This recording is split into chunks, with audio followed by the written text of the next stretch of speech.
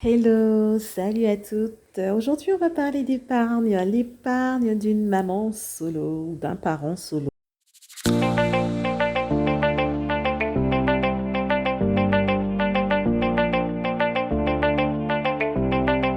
Alors déjà, bienvenue sur cette chaîne. Je suis Leslie, je suis maman de deux enfants. Alors on se retrouve au sein de cette chaîne pour pouvoir discuter de thématiques concernant nos finances, concernant nos enfants et concernant notre bien-être, que ce soit physique ou psychique. Alors si ce n'est pas déjà fait, je t'invite à t'abonner, à activer la cloche pour être informé des prochains contenus. Et puis on va démarrer tout de suite. Alors l'épargne d'une maman solo. Alors j'ai déjà fait des sujets concernant l'épargne que je te mettrai en barre de description. Et je voulais revenir sur la nécessité d'avoir une épargne, l'importance d'avoir une épargne et l'impact que ça peut avoir dans notre vie. Que l'on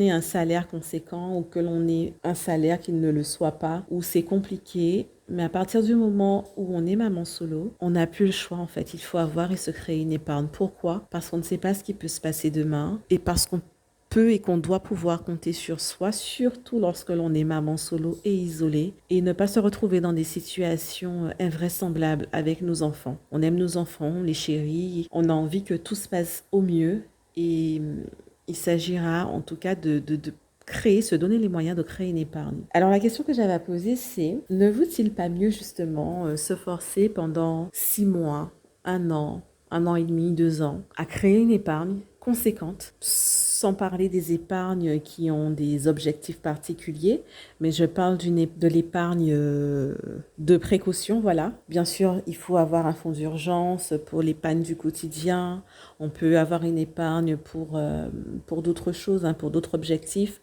mais avoir une épargne vraiment conséquente. Alors, je fais une petite parenthèse, j'ai fait justement un contenu que je vais te mettre juste ici en haut de l'écran, concernant, je crois que je l'avais appelé gros flop dans mes finances, et se dire que même quand on a une épargne, eh ben, quand les problèmes s'accumulent, on peut vite avoir à piocher là-dedans. Et c'est important de pouvoir l'avoir parce que du coup, on a une paix, une tranquillité d'esprit. Et du coup, c'est parce que je suis passée par différentes phases et que je connais cela que j'en parle. Et là, justement, je suis en train de recréer, puisque du coup, je vous en avais parlé il y a quelques mois de cela. Je me suis retrouvée entre la voiture, enfin plusieurs choses à gérer. Ah, finalement, mon épargne c'est franchement dilapidée, s'est envolée, mais heureusement qu'elle était là. Et du coup, je me rends compte qu'il aurait fallu que j'ai bien plus en fait de côté. Parce qu'en fait, les choses vont très très vite.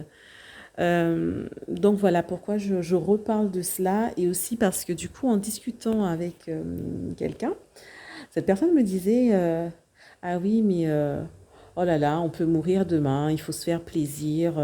Voilà, et si je meurs demain, et puis voilà, et ben de toute façon, la famille se débrouillera avec les enfants et tout. Enfin bon, un topo un petit peu comme ça, et qu'il faut se faire plaisir maintenant, puisqu'on ne sait pas de quoi demain est fait. Et en fait, je suis pas, ou je suis plus en tout cas de cet avis, dans le sens où oui, on se fait plaisir, il faut se faire plaisir au quotidien, mais il faut aussi penser à demain. Et du coup, il vaut mieux se donner justement les moyens, j'ai envie de dire, et de s'organiser pour pouvoir se créer une épargne, que ça prenne 6 mois, que ça prenne un an, que ça prenne un an et demi, que ça prenne 2 ans, que ça prenne plus, mais se créer une épargne conséquente et l'avoir tout en s'accordant des plaisirs hein, tous les mois, tout en se faisant plaisir avec les enfants, plutôt que d'être au quotidien en train de subir, j'ai envie de dire le quotidien, en train de subir les problèmes financiers tout le temps et d'être perpétuellement dans ces mêmes problèmes et de rester dedans. Alors, je pose la question, il est préférable de rester dedans et de vivre et finalement demain peut-être avoir un gros pépin ou des gros pépins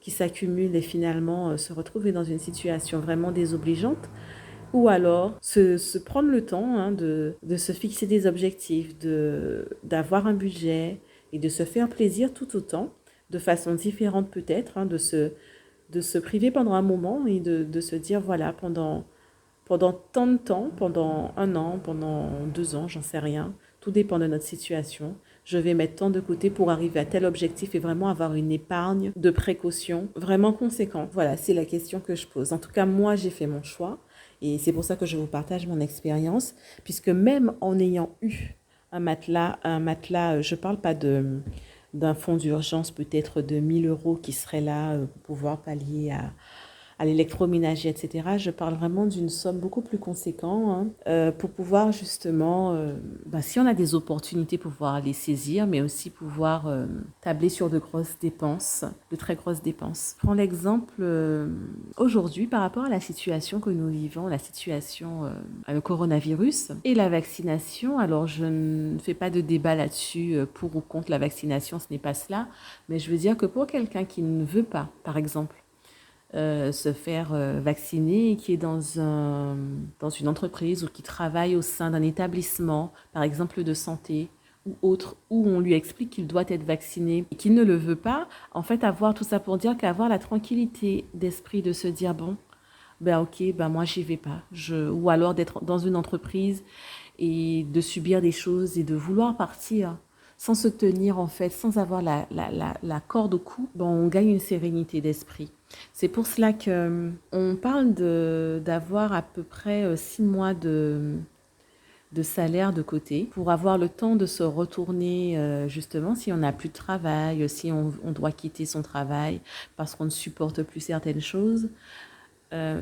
6 mois de salaire, mais conviendrait par rapport à nous en tant que parents solo avec un enfant, 2 enfants, 3 enfants ou plus, je me rends compte, en tout cas, c'est le partage que je fais avec vous qu'il faudrait beaucoup plus, en fait, non pas 6 mois. Alors, soit on parle en termes de salaire, ou soit on parle en termes de dépenses fixes.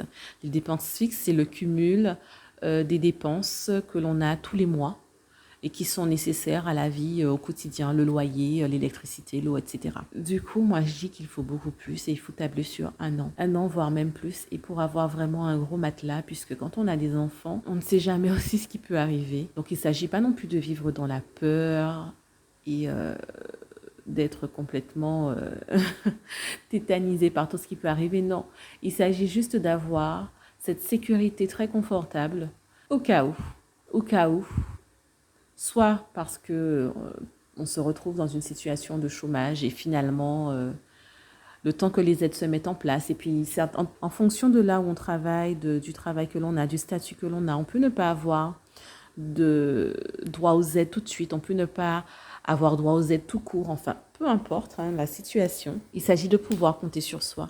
Et du coup, je tablerai plus sur 1 an et c'est ce que je suis en train de commencer. Ça prend du temps à mettre en place pour me dire effectivement que je suis beaucoup plus tranquille. Surtout lorsque l'on crée aussi d'autres budgets, puisqu'il s'agit aussi de vivre au quotidien, de pouvoir faire plaisir aux enfants, de pouvoir se faire des petits plaisirs.